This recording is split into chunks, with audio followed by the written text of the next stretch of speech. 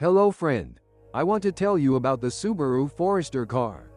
Subaru is a brand that has very good associations, and its many years of participation in car rallies mean that some people perceive it as exceptional.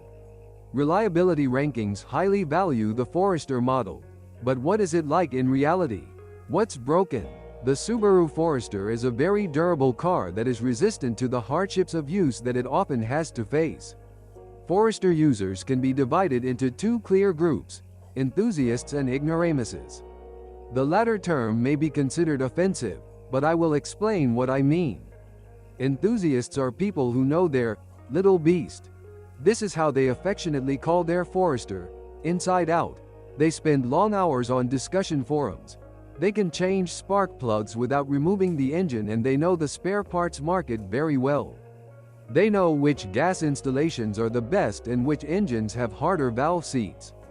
They can also advise and assess the condition of the car after viewing the photos from the ad. They are very useful and, importantly, helpful in all the problems other users have with their creatures. The second group are people who, somehow, while looking for a car with four-wheel drive, bought a Forester. They usually have a poorly functioning gas installation. They understand perfectly well that a constantly lit check engine light is a free, although necessary addition to the installation. They are not fully aware of the differences between an inline engine and a boxer. They are unaware that self-leveling shock absorbers work in the rear axle, and they are not interested in which engine is the best and which is the worst. These two groups have one thing in common. They are happy owners of a Subaru Forester, a durable and trouble-free car, with the difference that usually the so-called ignorants have fewer problems than the enthusiasts. Why? Because they don't care about the condition of their car. It's supposed to drive and that's it. And contrary to many opinions, the Subaru Forester fits in perfectly in such an environment. Now let's get to the facts. The first-generation Subaru Forester is a very successful car, regardless of the engine version. We focus on the basic unit, a not very powerful 2-liter without turbocharging with a power of about 125 horsepower, depending on the production date. This engine was combined with a manual and automatic gearbox. While it still accelerates somewhat with a manual, with an automatic it is a car for the extremely lazy. What's more, even the more powerful turbo version offered not particularly good performance with this gearbox. The advantage of this gearbox is its durability, which, with proper use and regular oil changes, seems to have no end. Users of Foresters with manual transmissions appreciate the standard equipment in the form of a reduction gear. This is a device with a small gear ratio of 1.447, which helps not so much on off-road terrain, but on climbs, especially with a trailer or a heavy load. It is also useful off-road, but there is no significant advantage over the automatic transmission, which allows you to crawl very slowly and control your speed with the brake, which in effect gives you the same or even greater possibilities than the manual transmission. Another difference between manual and automatic is the way the drive is transmitted. In manual, we have a central differential, locked with a multi-plate clutch. It works great both in off-road and on-road conditions, for example when driving on snow or gravel. In cars with automatic transmission, its role has been taken over by the multi-plate clutch itself, which works just as efficiently. In fact, the Subaru drive is so refined that it would be difficult to detect the difference if not for the knowledge of the connection between the appropriate mechanism and a specific type of gearbox.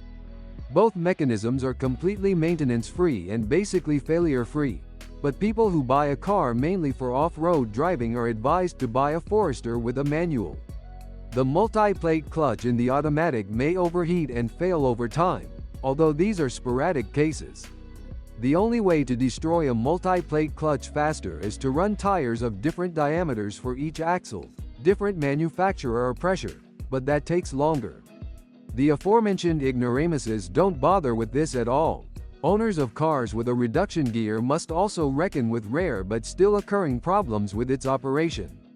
Specifically, it concerns the control mechanism with the cable. In severe frost or after long mileage, and only the first-generation Foresters have such, the cable may jam or even detach from the lever. Sometimes this means no drive, and sometimes the inability to switch the reducer to another position. Either way, this is not an expensive or difficult problem to solve. Subaru or 4x4 car services should be able to handle it in a few minutes. There are no problems with the manual gearbox, but in heavily loaded cars used as towing vehicles, the clutch will wear out quickly. It must be remembered that the clutch in 4x4 cars always carries greater loads and is sometimes overloaded.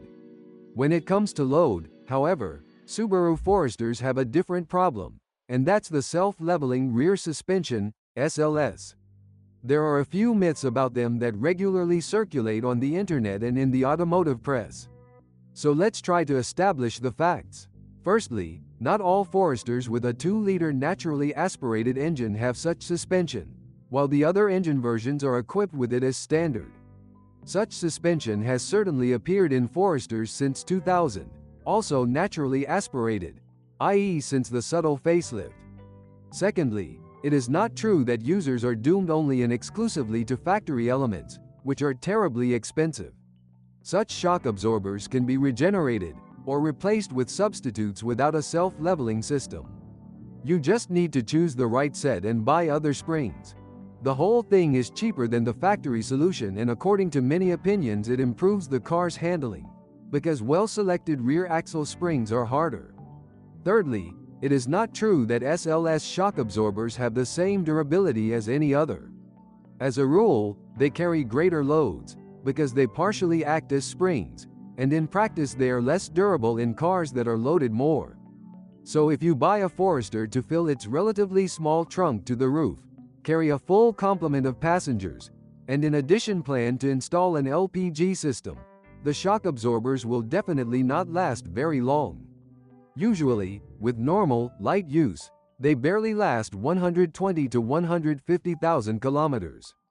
People who intend to use the Forester off-road can opt for a suspension kit with an additional lift, raising the body by a few centimeters. On the roads, you can find unnaturally raised Foresters that drive without problems, although they are less comfortable. That's all about the rear suspension, which is often used to scare away potential Forester buyers.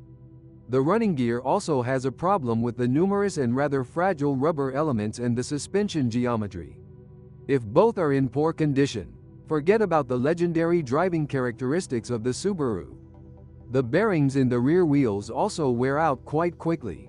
Subaru Forester engines, especially the naturally aspirated unit, are extremely durable, but you have to expect fairly expensive maintenance.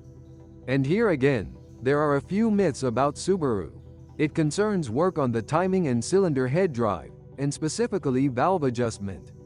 In fact, it is easier to do some things by removing the boxer from the tight engine compartment, but it is not always necessary. I will also mention that some garages do not even start replacing the spark plugs until after removing the engine. Therefore, it is best to establish the price of the service before taking the car to any service. Regardless of the method of performing the work, with or without removing the engine, replacing the timing drive, adjusting the valves or even replacing the spark plugs will be more expensive than in traditional cars with an inline engine due to more difficult access.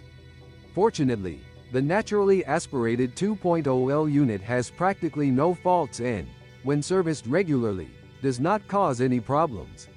The timing drive can be replaced every 100,000 km without worrying about premature wear, and the valves generally do not need to be adjusted.